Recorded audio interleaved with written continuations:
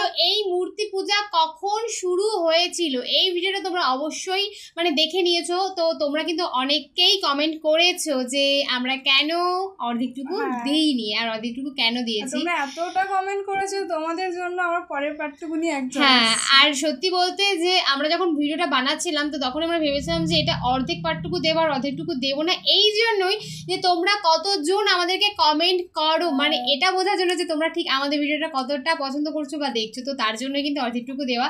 তো তোমাদের মানে হ্যাঁ আমাদের মানে মোটিভেশনটা যেটা ছিল সেটা একদমই ফুলফিল, কি বলিস? তো অবশ্যই থ্যাংক ইউ যে তোমরা আমাদের ভিডিওটা দেখেছো আর আমাদেরকে কমেন্ট করেছো। তো অবশ্যই তোমাদের জন্য লাস্ট পার্টটুকু নিয়ে চলে এসেছি। তো আমাদের মেইন ভিডিও নেক্সট মাসে চলে আসবে, তোমরা ওখান থেকে চেক আউট করে নিও। আল্লাহ কেমন করে মৃতরে জীবিত করো তুমি দেখাও। আল্লাহ বললেন 4টা পাখিরে টুকরা টুকরা করো, জবাই করো, টুকরা টুকরা করো, পায়ের সাথে মাথা মিশাও, মাথার সাথে কলিজা মিশাও, টুকরা টুকরা করে ওই পাহাড়ের মধ্যে ছিটিয়ে দিয়ে আস। এরপরে এই পাশে এসে সুম্মা দুহুন্না ইয়াতিনাকা সায়া, আমার নামে পাখিগুলোরে ডাক দাও। উনি এই পাশে এসে আল্লাহর নামে টুকরো টুকরো করে ছিটিয়ে দিয়ে আসা পাখিগুলোরে ডাক দিতে দেরি মুহূর্তে পায়ের সাথে মাথা, মাথার সাথে বডি লেগে জীবিত হয়ে পাখিগুলো দৌড়ে সাইয়েদনা ইব্রাহিমের কাছে চলে এসেছে। আল্লাহর কোরআন সাক্ষী, ইয়াতিনাকা সায়া, এই যে আল্লাহর সাথে উনার কি ডায়ালগ মারছেন, এটা কোরআনে আছে না নাই? এরপরে উনি ওনার কলিজার টুকরা ছেলে সাইয়েদনা ইসমাঈলের সাথে কি ডায়ালগ মারলে সেটাও কোরআনের ভেতরে আছে না নাই? ফালাম্মা বালাগা মাআহু সা'য়া ক্বালা ইয়া বুনাইয়া ইন্নী আরা ফিল মানামি আন্নী আযবাহুক ফানজুর মাযা তারা। তিনি ছেলের ডাকে বললেন, ও আমার কলিজার টুকরা ছেলে ইসমাঈল, গত রাতে আমি স্বপ্ন দেখেছি যে আমি তোমাকে জবাই করছি। ফানজুর মাযা তারা, তোমার অভিমত কি, অপিনিয়ন কি জানাও। সুবহানাল্লাহ বলেন। ছেলেরা বললেন, আমি স্বপ্নে দেখেছি তোমারে জবাই করতেছি, তোমার অভিমত কি? আমগরে যদি আমগো আব্বারা কইতাম আমার দেখেন না বড়টারে দেখছেন, কথা কম বড়টাই কইতো আমার না মাইজাডারে দেখছেন, মাইজাডারে কইলে কইতো ছোটটারে দেখছেন, কথা কম। আমরা এটা কইতাম না? 100% আমরা এরকম উত্তর দিয়ে দিতাম, চিল্লাই কোন ঠিক কিনা? কিন্তু সাইয়েদনা ইসমাঈল কেমন ছেলে, বাপ কা বেটা সিপাহী কা ঘোড়া, কুছ না হতো থোড়া থোড়া, ঠিক কিনা? ছেলে বলল, ইয়া আবাতি ফআল মা তুমারু সাতাজিদুনি ইনশাআল্লাহু মিনাস সাবিরিন। কি ছেলে, আমগডিও বলা ওইটাও বলা, পার্থক্য আছে না নাই? ছেলে কয়, বাবা আমি তো ডরাই না, আমি ডরাই আমনেরে লইয়া। আমনে ডরান কিনা, আপনি ভয় পেয়ে যান কিনা ওই টেনশনে আমি আছি। আপনি যে আমার এত মায়া করেন, আপনি যে আমার এত ভালোবাসেন, আমাকে শুইয়ে দিয়ে যে জবাই করবেন, ফিনকে দিয়ে যে রক্ত ছুটবে, আপনি ভয় পেয়ে যান কিনা ওই ভয় আমি পেয়ে যাই। আমার অন্তরে কোনো ভয় নাই। ইয়া আবাতি ফাআল মা তুমার, বাবা যেমনটা আদিষ্ট হয়েছেন ঠিক তেমন করেন। সাতাজিদুনি ইনশাআল্লাহু মিনাস সাবিরিন, ইনশাআল্লাহ আপনি আমারে ধৈর্যশীল পাবেন। এরকম ছেলে আমাদের ঘরে ঘরে থাকার দরকার আছে না নাই? তার মানে বাপ বেটা কি ডায়ালগ মারছে কোরআনে তুলে দিল কে? আবার সাইয়েদনা ইব্রাহিম এলাকার লোকদের সাথে কি ডায়ালগ মারলেন সেটাও কোরআনে আছে না নাই? তিনি বললেন, মা হাযিহি তামাসিলুল্লাতী আনতুম লাহা আকিফুন, ও এলাকার লোকেরা নিজের হাতে মূর্তি বানিয়ে মাথাটাকে নিচু করে ওম নমো ভগবতী কেন পড়ো? কেন কেন? ক্বালু ওয়াজাদনা আবানা লাহা আবিদিন। দেখেন কনভারসেশন কি এক পক্ষের হয়? কথোপকথন করতে হলে কয় পক্ষ লাগে? উনি বললেন, এই মূর্তিগুলোর সামনে তোরা মাথা নত করে দাঁড়িয়ে থাকিস। তারা বলল, ওয়াজাদনা আবানা লাহা আবিদিন, আমরা আমাদের বাপ দাদাদেরকে দেখছি এরকম করতে, এজন্য আমরাও করি। সাইয়েদনা ইব্রাহিম বললেন, লাকাদ কুনতুম আনতুম ওয়া আবাউকুম ফি দালালিম মুবিন, তোরাও শেষ, তোর বাপ দাদারাও শেষ, তোদের বাপ দাদারাও গোল্লায়, তোরাও গোল্লায়, চিল্লাই কোন ঠিক কিনা? কি কনভারসেশন। এরপরে বাৎসরিক পূজা অনুষ্ঠানের দিন আসলো। কিছুদিন আগে একটা হয়েছে না সরস্বতী, এটা বোধহয় হিন্দু ভাইদের বিদ্যার দেবী। এরা এক একজনের কাছে এক একটা জিনিস নিয়ে যাওয়া লাগে, আমরা সব জিনিস চাই একজনের কাছে, তিনি কে? এটা কঠিন না সহজ? বিদ্যার জন্য ওই মন্দিরে, সৌন্দর্যের জন্য এই মন্দিরে, খাদ্যের জন্য দুর্গার কাছে, ঝামেলা না? আমরা সব কিছুর জন্য একজনের কাছে যাই, তিনি কে? বাৎসরিক পূজা অনুষ্ঠানে সবাই ইব্রাহিমরে ধরছে, ইব্রাহিম চল আমরা পূজা দিতে যাব। সাইয়েদনা ইব্রাহিম ফানাযারা নাযরাতান ফিন নুজুম, তাকালেন আকাশে আর বললেন, ইন্নী সাকিম, আমি যেতে পারবো না, আমি অসুস্থ। আমি কি আসলে সুস্থ ছিলেন? তো অসুস্থ বললেন কেন? কারণ অসুস্থতা দুই ধরনের, চিল্লায় বলেন, একটা শারীরিক আর একটা। সাইয়েদনা ইব্রাহিম মানসিকভাবে প্রচন্ড বিপর্যস্ত ছিলেন, অসুস্থ ছিলেন। এর কারণ গোটা উম্মত মূর্তির পূজা করে, এই দৃশ্য দেখে কোনো নবী মানসিকভাবে সুস্থ থাকতে পারে? উনি বললেন, আমি অসুস্থ, তোমরা যাও সবাই বলল ঠিক আছে আমরা যাই। ইব্রাহিম তুই আমাদের ঘরের মূর্তিগুলারে পাহারা দে। মূর্তি পাহারাদার একজন ভালো লোক পাওয়া গেছে, মূর্তি পাহারা দেওয়ার জন্য ভালো একজন পাহারাদার পাওয়া গেছে। নাম কথা কন, কথা বুঝতে কষ্ট হচ্ছে মনে হয়। মূর্তি পাহারা দেওয়ার জন্য কারে পাওয়া গেছে? সাইয়েদনা ইব্রাহিম কয় ঠিক আছে আজকে পাহারা দিমু, জন্মের পাহারা, যা তোরা দিতাছি, পাহারা দিতেছি যা। এইবার সাইয়েদনা ইব্রাহিম মূর্তির ঘরে ঢুকলেন। দেখেন কি সুন্দর কথোপকথন আল্লাহ তুলে ধরলেন। আল্লাহু আকবার। মূর্তির ঘরে, দেবীর ঘরে ঢুকে উনি ঘুরে ঘুরে তাকায়, দেখে একটা এমনি হাত আর একটা ব্যাগ করে 14-15টা হাত নিয়ে তাকায় আছে। উনি সবগুলার সামনে এভাবে তাকায় আছে, দেখে এক একটা এক এক চেহারা, একটা হাতির গণেশ স্টাইলের, আর একটা এরকম, আর একটা নারীর, আর একটা বাঘের, আর একটা তলোয়ার নিয়ে আইতাছি কোপায় ফেলাম, আছে না নাই? সবগুলোর সামনে যায়, যে যে দেখে আর অবাক হয় কত ধরনের খোদার কাছে এরা কত কিছু চায়। আর যে দেখে প্রত্যেকটার সামনে ডেজার্টস আইটেম, মিষ্টান্ন, এক একটার সামনে রসমালাই, এক একটার সামনে কালো জাম, লাল জাম, রসগোল্লা, চামচাম, দুধ মালাই, মালাই চপ, আছে না নাই? জিব্বায় পানি চলে আসছে নাকি? তো সাইয়েদনা ইব্রাহিম অবাক, কি রে এত মূর্তি, এত ডিজাইন, এত ভাবে এরা অঙ্গভঙ্গি করে আছে, এত খাবার দেয়া, খায় না কেন? সাইয়েদনা ইব্রাহিম ভাবলেন মনে হয় নাগাল পাই না, আমি একটু তুইলা ধরি। উনি রসমালাইয়ের বাটিটা নিয়ে যেটা হা করে আছে ওইটার সামনে যায়, কয় খা। কি কয়? বানাই কইতেছি মনে হয়। ফারাগা ইলা আলিহাতিহিম, মূর্তিগুলোর কাছে গেলেন। ফাকালা আলা তাকুলুন, খাবি না? খাবি না ডারে আমি কিছু খা, কোরআন থেকে বলছে, ঠিক কি না? উনি ভাবলেন ওরা হয়তো খেতে পারে না, নাগাল পাচ্ছে না, কিংবা আমারে দেখে লজ্জা পাচ্ছে। নিজ থেকে রসমালাইয়ের বাটি তুলে ধরলেন, উনি বললেন খা, আর ওগুলা কয় হা হা করে রয়েছে, নরেও না সরেও না। উনি মুখের সামনে তুলে ধরে বললেন আলা তাকুলুন, খা। সবগুলার সামনে গেলেন, খা খা, কেউ খায় না, ওগুলো হা করে আছে। সাইয়েদনা ইব্রাহিম বললেন খা, কেউ কথা কয় না। উনি বললেন খাবি না কেন? তাইলে কথা ক। এই যে কষ্ট করে উড়াইলি, মুখের সামনে দিলাম, খাবি না কেন? কথা বল। আলা তাকুলুন, খাবি না কেন? কথা বল। মালাকুম লা তাতাকাল্লামুন, খাবি না কেন? মালাকুম লা তানতিকুন, হয় খা নয় কথা ক। বলতেই লাগলেন খা খা, প্রত্যেকটা মূর্তির সামনে গেলেন, খা, ওগুলা করে আছে হা, কোনো কথা কয় না। কয় কেন খাবি না? তাহলে কথা কর। খায়ও না, কথাও কয় না। আপনার ছেলে বায়না ধরছে, আব্বা চানাচুর খাবো। কি খাবো? চানাচুর কিনে দিলেন, এই নে চানাচুর। এখন চানাচুর খায় না। কিরে বাপ খাবি না কেন? কথাও কয় না। খায়ও না, কথাও কয় না। এখন বাকি আছে কোনটা? কথা কর। ফারাগা আলাইহিম দারবাম বিল ইয়ামিন, ডান হাতে কোপানো শুরু করলেন। ইচ্ছা মতো ঘুষি কিল মারতে মারতে মূর্তিগুলার সাইজ। ফারাগা আলাইহিম দারবাম বিল ইয়ামিন, এক একটা নবীর হাতে জান্নাতি শক্তি দিয়েছে কে? আল্লাহ। খা নাইলে কথা ক, খায় না, কথাও কয় না, বাকি আছে মাইর মারতে শুরু করলেন। মারতে মারতে সব শেষ। তারপরে খুঁজে পেলেন একটা কুড়াল। কি পেলেন?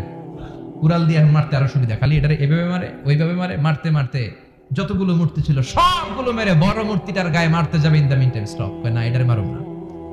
ফাজআলাহুম জুদাদান, সবগুলার টুকরা টুকরা, ইল্লা কাবীর আল্লাহুম, বড়টা ছাড়া ওইটারে রেখে দিলেন। আর বুদ্ধি করে কুড়ালটারে বড়টার কাঁধে ঝুলাইয়া দিলেন, বড় মূর্তিটার কাঁধের মধ্যে ঝুলাইয়া দিলেন। ঘটনাটা সুন্দর হয়েছে না? এখন কেমন যেন মনে হয় এটা কোপাইয়া দাঁড়া রয়েছে বাবার বেটার মতো। বড় পূজার শেষ, পূজার দিনক্ষণ শেষ। বিকেল বেলা পূজা মণ্ডপ থেকে সব এসে দেখে সর্বনাশ। পাহারাদার ইব্রাহিম কই, আনতা ফাআলতা হাদা বিআলিহাতিনা ইয়া ইব্রাহিম। ইব্রাহিম সর্বনাশ কে কইছে? তুই কইছত নি? কই আইনো, বড়টাই কইছে। ওইটারে জিজ্ঞেস করো। বাল ফাআলাহু কাবীরুহুম হাদা ফাসআলুহুম ইন কানু ইয়ানতিকুন, কোরআন থেকে বলছি, আমি করি নাই। ওই দেখ কুড়ালটা কার কান্দে? বড়টার কান্দে, ওইটারে জিগা। সবাই কই খাইছে। সবাই বলে ইব্রাহিম তুমি কি জানো না এগুলো কথা বলে না? সাইয়েদনা ইব্রাহিম বলে যে এটা কথা কয় না, ওইটার পূজা করস কেন? যেটা কথা বলে না, যেটা নিজেরাই নিজেদেরকে মায়ের থেকে বাঁচাতে পারে না, নিজেরাই নিজেদেরকে রক্ষা করতে পারে না, তোরে কিভাবে রক্ষা করবে? এগুলোর পূজা কেন করিস? ফাবুহিতাল্লাযী কাফার, কারো কোনো জবাব নাই, লা জবাব। সবাইকে ইব্রাহিম তুই বড্ড বেড়ে গিয়েছিস, তোরে নমরুদের কাছে নেওয়া হবে, রশি দিয়ে পেঁচিয়ে নমরুদের কাছে নেওয়া হলো। নমরুদের নাম শুনছেন? শোনেন নাই বোধহয়? শোনেন নাই? পৃথিবীতে 4 জন বাদশা ছিল, যারা গোটা বিশ্বের বাদশা। গোটা বিশ্বের 2 জন কাফের, 2 জন মুমিন। মুসলমানের একজন হচ্ছে জুলকারনাইন, আরেকজন হচ্ছে সাইয়েদনা সুলাইমান। কাফেরের একজন হচ্ছে বখতনাসার, আরেকজন হচ্ছে নমরুদ। এই নমরুদের কাছে নিয়ে যাওয়া হলো রশি দিয়ে বেঁধে। এবার নমরুদের সাথে কি ডায়ালগ মারছে এটা তো আর কোরআনে নাই, কথা কম, এটাও আছে। নমরুদ বলে, ইব্রাহিম শুনলাম তুমি নাকি আমাদের খোদাগুলোরে মারছো, তুমি নাকি কোন আল্লাহর ইবাদত করো, তুমি নাকি কোন নতুন রবের তথ্য নিয়ে আমাদের বাবেল নগরীতে আগমন করেছো। আমি ছাড়া কোনো খোদা আছে বলে তো আমি শুনি নাই, এই বাবেল নগরীতে আমি ছাড়া কোনো খোদা আছে আজকে নতুন শুনলাম। কে তোমার খোদা, কি তার পাওয়া? এবার ডায়ালগ মারা শুরু করলেন সাইয়েদনা ইব্রাহিম। সাইয়েদনা ইব্রাহিম বললেন, রব্বি আল্লাযী ইউহয়ী ওয়া ইউমীত, আমার রব এমন রব যিনি জীবন দেয় আবার মরণও দেয়। জীবন দেয় কে? মরণ দেয় কে? নমরুদ বলে, তাই তোমার আল্লাহ জীবন দেয় মরণ দেয়? আনা উহয়ী ওয়া উমীত। এবার নমরুদ ডায়ালগ মারতেছে, খালি ডায়ালগ, আনা উহয়ী ওয়া উমীত, আমিও তো জীবন দেই, আমিও তো মরণ দেই। সাইয়েদনা ইব্রাহিম বললেন, তুমিও যদি আমার আল্লাহর মতো জীবন দাও মরণ দাও তাইলে দেখাও। নমরুদ জেলখানা থেকে দুজন ফাঁসির আসামিকে ধরে আনলো, ধরে এনে একটা ধারালো ছুরি নিয়ে প্রথম আসামির পেটের ভিতরে ধা করে ছুরিটা ভরে দিয়েছে। ফিনকি দিয়ে রক্ত ছুটলো, লোকটা ছটফট ছটফট ছটফট করতে করতে দুনিয়া থেকে বিদায়। এবার পেট থেকে ছুরিটা বের করে দ্বিতীয় আসামির পেটের মধ্যে ঢুকাতে যাবে ধা করে। In the meantime stop, ঢুকায় নাই, পেটে ঢুকাইতে যাবে ঢুকায় নাই। কয়, ইব্রাহিম এই যে দেখো, তোমার সামনে প্রথম লোকটারে আমি জীবন মৃত্যু দিলাম, আর এটারে মৃত্যুর পথ থেকে বাঁচাই এটারে আমি জীবন দিলাম। প্রথমটারে দিলাম জীবন, পরেরটারে দিলাম, প্রথমটারে দিলাম মরণ, পরেরটারে দিলাম জীবন। তোমার রব যে যেরকম করে জীবন দেয় আর মৃত্যু দেয়, আমিও জীবন দেই আমিও মৃত্যু দেই। চিল্লায় পড়েন নাউযুবিল্লাহ। সাইয়েদনা ইব্রাহিম বিপদে পড়ে গেলেন, তাই তো আসলেই তো প্রথম লোকটারে মৃত্যু দিল, তাই নাই? কথা কন, ছুরি মেরে রক্ত বের করে ওর মৃত্যু দেয় নাই? পরের লোকটারও একই ভাবে মৃত্যু দিতে যায়, সেখান থেকে বাঁচিয়ে জীবন দিল। ভেজাল আছে না নাই? এবার সাইয়েদনা ইব্রাহিম বলে, ফাইন্নাল্লাহা ইয়াতি বিশ-শামসি মিনাল মাশরিকি ফাআতি বিহা মিনাল মাগরিবি ফাবুহিতাল্লাযী কাফার। সাইয়েদনা ইব্রাহিম বললেন, বুঝলাম তুমি আমার আল্লাহর মতো জীবন দাও, বুঝলাম তুমি আমার আল্লাহর মতো মরণ দাও, কিন্তু নমরুদ খেয়াল করে শোনো, আমার আল্লাহ প্রতিদিন সকাল বেলায় পূব আকাশ থেকে জল জলে সূর্যটা উঠায়। তোমার যদি এরকম কোনো ক্ষমতা থাকে, তুমি আগামীকাল সকাল থেকে পূর্ব দিক থেকে সূর্য না উঠিয়ে পশ্চিম দিক থেকে সূর্যটা উঠাও। ফাবুহিতাল্লাযী কাফার। এবার ধরা গেছে, এবার জায়গার মধ্যে ধরা, একেবারে স্টপ, লা জবাব। নমরুদের মুখে কোনো জবাব নাই। এবার নমরুদের মেজাজ নরম নাকি গরম? কথা কন। গরম মেজাজ নিয়ে কয়, হাররিকু, এটারে আগুনে জ্বালা, এটারে আগুনে ফেল। নমরুদ বুঝে না এই যে আগুনের মালিক কে। বিশাল আগুনের কুণ্ডলি পাকিয়ে সাইয়েদনা ইব্রাহিমকে আগুনের মধ্যে ফেলে দেয়া হলো। হাতের মধ্যে রশি, পায়ের মধ্যে রশি, সারা দেহের মধ্যে রশি পেঁচিয়ে আগুনের কুণ্ডলিতে ফেলে দেয়া হলো। মুহূর্তের মধ্যে আগুনের প্রজ্বলন শক্তি ওই রশিগুলোকে জ্বালিয়ে পুড়িয়ে সারখার করে দেয়, কিন্তু সাইয়েদনা ইব্রাহিমের দেহের একটা পশমও জ্বালায় না। যে রশি দিয়ে টাইট করে পাচ্ছে, ওনার দেহের সাথে লাগানো টাচ করা রশি, ওই রশি জ্বলে যায়, কিন্তু সাইয়েদনা ইব্রাহিমের পশম জ্বলে না। চিল্লায় পড়েন আল্লাহু আকবার। যদি তোমাদের মাঝে কেউ ইব্রাহিমের মতো ঈমান আনিতে পারো, অগ্নিকেও পুষ্প বলে পরিণত করিতে পারো, ঠিক কি না? মুসার মতো ঈমান হলে রাস্তা হবে সাগর জলে, ইউসুফের মতো ঈমান হলে একে একে দরজা খোলে। সাইয়েদনা ইব্রাহিমের মতো ঈমান যদি আজও থাকে বিদ্যমান, অগ্নিকুণ্ডে দেখতে পাবে খুবসুরত এক ফুলবাগান, ঠিক কি না? ওই ঈমানটা দরকার। ওই ঈমান যদি ঈমানের মতো হয়, আগুনের কুণ্ডলকে ফুলবাগান বানিয়ে দিবে কে? সাইয়েদনা ইব্রাহিম বসে রইলেন। নমরুদ কয়, আরো আগুন জ্বালা, এলাকার বড় বড় গাছগুলো, তক্তাগুলো কেটে আগুনের কুণ্ডলিতে ফেল। তক্তা লাকড়িগুলো আগুনের কুণ্ডলিতে ফেলা মাত্র দাউ দাউ করে লাকড়িগুলোকে, তক্তাগুলোকে আগুন জ্বালিয়ে দেয়, কিন্তু সাইয়েদনা ইব্রাহিমকে জ্বালায় না। সুবহানাল্লাহ। আগুনের মালিক কে? ওই আল্লাহ আজও আছে না নাই? তিনি আগুনরে অর্ডার করলেন, সৃষ্টির শুরু থেকে তোকে একটা ধর্ম দিয়েছি, সব জ্বালিয়ে দেয়া, পুড়িয়ে দেয়া, আজকে কয়েকদিনের জন্য তোর ধর্মটাকে আমি স্টপ করে দিলাম। চিল্লায় পড়েন আল্লাহু আকবার। কুলনা ইয়া নারু কুনি বারদান ওয়া সালামান আলা ইব্রাহিম। আল্লাহ বললেন আগুন খবরদার, আমার ইব্রাহিমের গায়ের যেন পশম না পড়ে যায়, কারণ ইব্রাহিমের সন্তান হবে ইসমাইল, আর ওই ইসমাইলের বংশে আমি পাঠাবো আখিরি জামানার পয়গাম্বর। ইব্রাহিমের জন্য কিছু না হয়, কোন ইবারদা ঠান্ডা হয়ে যা, কি হয়ে যা, কিন্তু এত বেশি ঠান্ডা হবি না যাতে ইব্রাহিমের সর্দি না লেগে যায়। সুবহানাল্লাহ। আগুন বলে আপনি বললেন কোন ইবারদা ঠান্ডা হ, আবার কোন এত ঠান্ডা হবি না যাতে সর্দি না লাগে, কেমন ঠান্ডা হবো?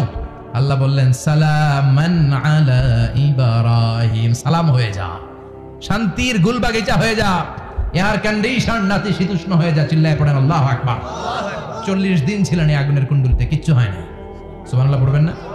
শেষ জীবনে উনি ওনার নাতিপুতিদের সাথে গল্পের সময় বলতেন যে আমার জীবনে সবচেয়ে আরামদায়ক সময় কাটিয়েছি আমি ইব্রাহিমের আগুনের, নমরুদের আগুনের কুণ্ডুলির ভেতরে থেকে। চিল্লায় এখন সুবহানাল্লাহ। তার মানে পুরো আগুনের কুণ্ডুলির এই গোলবাগিচা বানিয়ে দিয়েছে কে?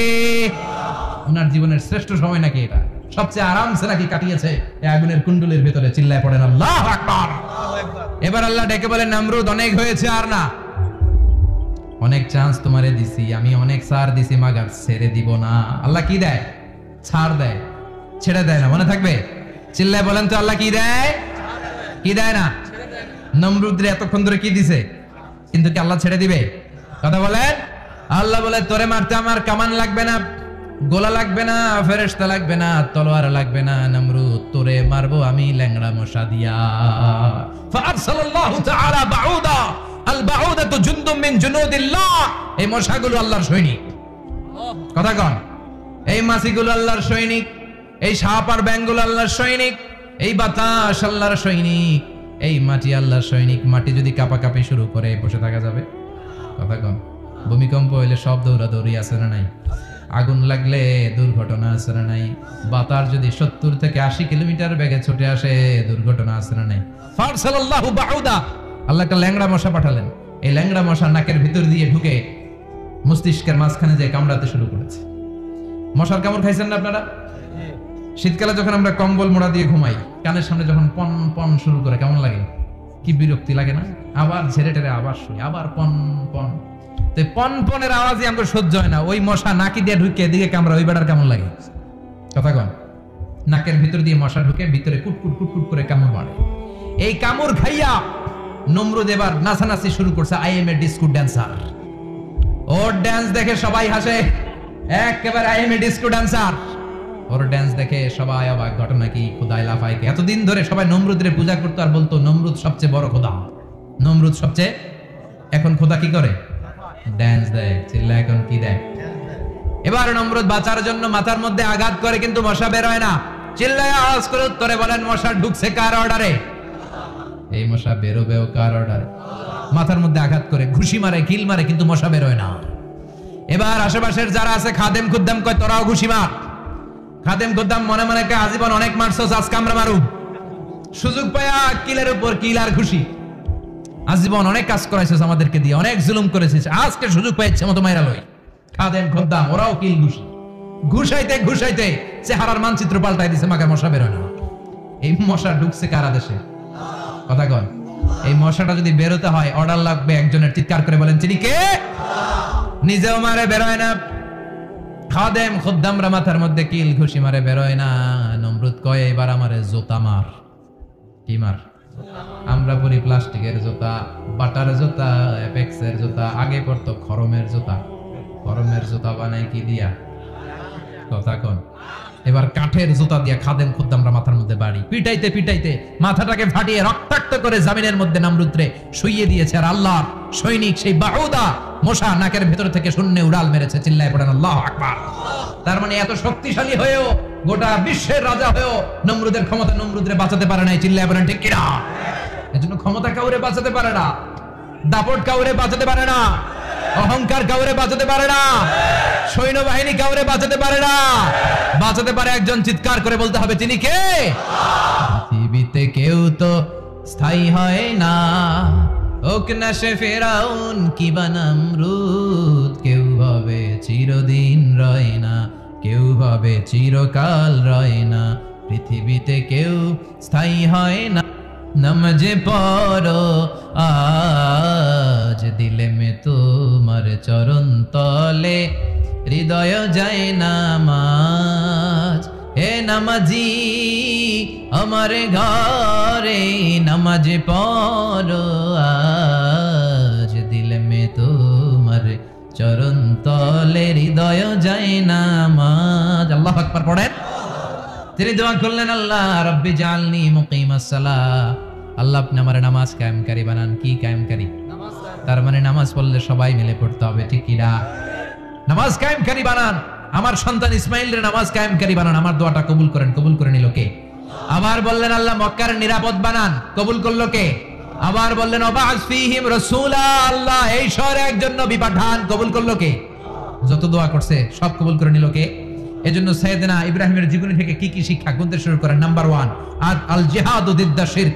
ওনার জীবন থেকে প্রথম শিক্ষা হচ্ছে শিরকের বিরুদ্ধে জিহাদ মুমিনের জীবনে জিহাদ চলবে কিসের বিরুদ্ধে উনি মূর্তির সাথে আপোষ করে নাই গাছের সাথে আপোষ করে নাই মাছের সাথে আপোষ করে নাই ধ্রুব তারা চাঁদ সূর্যের সাথে আপোষ করে নাই উনি এক আল্লাহকে খুঁজে পেয়েছে চিল্লায় বলেন ঠিক না আল্লাহ সব গুনাহ ক্ষমা করে শিরকের গুনাহ ক্ষমা করে 2 নাম্বার শিক্ষা হচ্ছে সত্যকে অন্বেষণ করতে হবে ওটা আমার বাবার বিরুদ্ধে যাক ওটা আমার দাদার বিরুদ্ধে যাক ওটা আমার দলের বিরুদ্ধে যাক ওটা আমার মতের বিরুদ্ধে যাক সত্য যেখানে আমিও সেখানে চিল্লা এখন ঠিক না এটা হচ্ছে সাইয়েদনা ইব্রাহিম আলাইহিস সালামের ঈমান স্পিরিট শিরকের বিরুদ্ধে মুমিন জিহাদ করবে সত্য যেখানে আছে মুমিন তালাশ করে সেটাকে ছিনিয়ে আনবে সাইয়েদনা ইব্রাহিমের জীবনী থেকে 3 নাম্বার শিক্ষা হচ্ছে ভিশনারি অ্যাটিটিউডের হতে হবে মুমিনের আমরা খালি 10 বছরের হিসাব করি 20 বছর 50 বছর ইহুদিরা হিসাব করে 200 বছরের কোন কাজ করার আগে 200 বছর পরে কি হইতে পারে ওইটা হিসাব করে সাইয়েদনা ইব্রাহিম এরকম ভিশনারি ছিলেন এইজন্য দোয়া করেছেন রব্বানা ওয়াবাস ফীহিম রাসূলা আল্লাহ যদিও ধুধু প্রান্তর